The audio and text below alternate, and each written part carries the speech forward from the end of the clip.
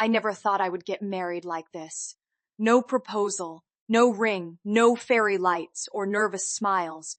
Just paperwork, tired eyes, and two broken people trying to build something stable out of chaos. I'm 27. He's 29. We've known each other for years, not best friends, not strangers either. Just familiar, the kind of familiar where you don't have to explain yourself. 3 years ago, my life imploded. I had just left a 5-year relationship that drained every ounce of self-worth I had. No cheating, no dramatic explosion.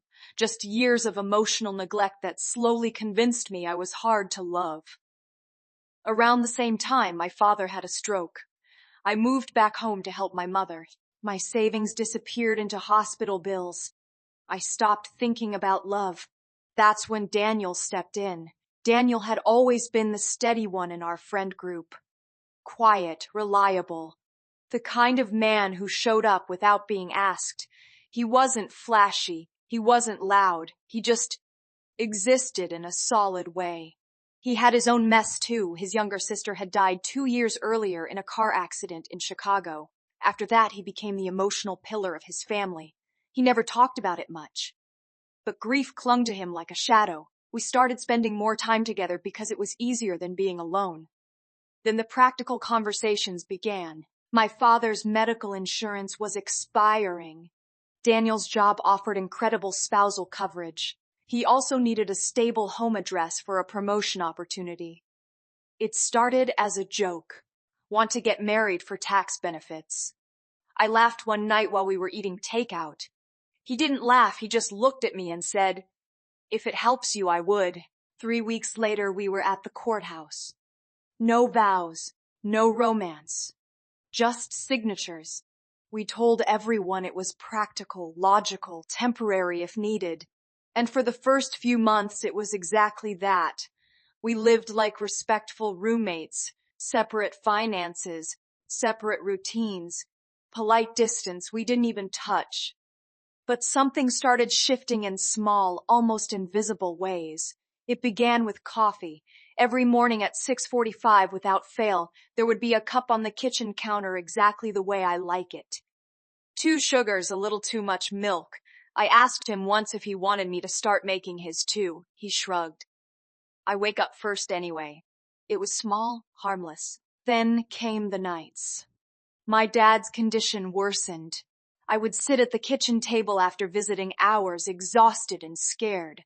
Daniel started sitting across from me, not talking, just there. One night I broke down completely, ugly crying, the kind where you can't breathe and your face hurts. He didn't panic. He just moved his chair next to mine and let me fall apart against him. That was the first time he held me. It wasn't romantic. It felt safe. And that scared me more than anything, because safety is addictive when you've never really had it. Months passed. We fell into routines, grocery shopping together on Sundays, watching documentaries, arguing about which version of Pride and Prejudice was better. He insists the Pride and Prejudice version is superior. He's wrong. Still no lines crossed. Until the night everything changed. It was raining, power went out. The apartment was dark except for candles. We were sitting on the floor talking about nothing important. He looked at me in a way he never had before. Not as a roommate, not as a responsibility, but as a woman, and I felt it, that electric awareness that something fragile was forming. "I don't want this to get complicated," I whispered. "It already is," he replied quietly. He didn't kiss me. He just rested his forehead against mine. That moment felt louder than any grand romantic gesture. After that, the distance slowly disappeared.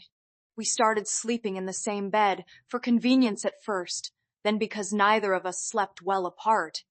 He began touching me casually, hand on my waist when passing in the kitchen, fingers brushing mine when handing over the remote.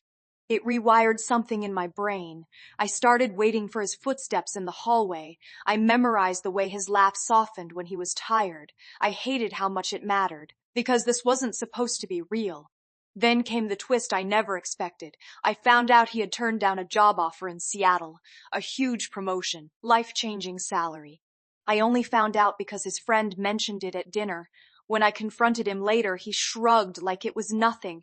I didn't want to move. Because of your family, I asked. He hesitated. Because of you. That's when fear settled in my chest. This wasn't practical anymore. This wasn't convenience. This was sacrifice.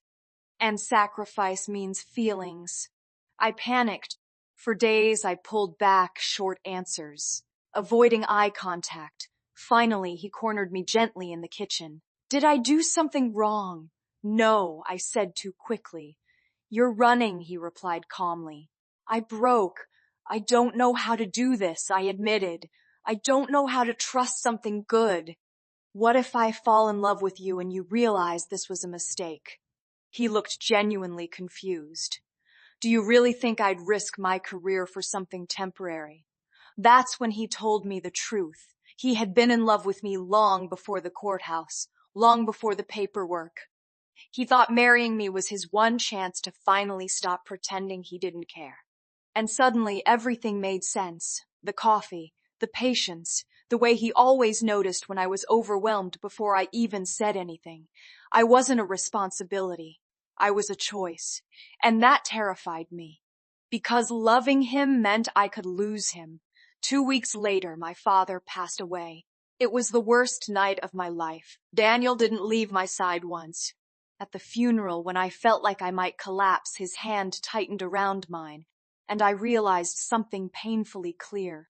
I didn't want a practical husband. I wanted him fully. That night I told him, no speech, no dramatic confession, just a quiet, shaking, I think I'm in love with you. He didn't smile. He didn't celebrate. He just exhaled like he had been holding his breath for years. Took you long enough, he whispered. We're not magically perfect now.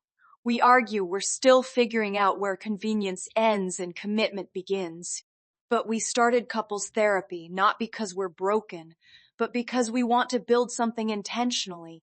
Sometimes I still wake up scared that this will disappear, that one day he'll realize he deserves someone less complicated. But then I feel his arm tighten around me in his sleep, and I remember he chose this. He chose me.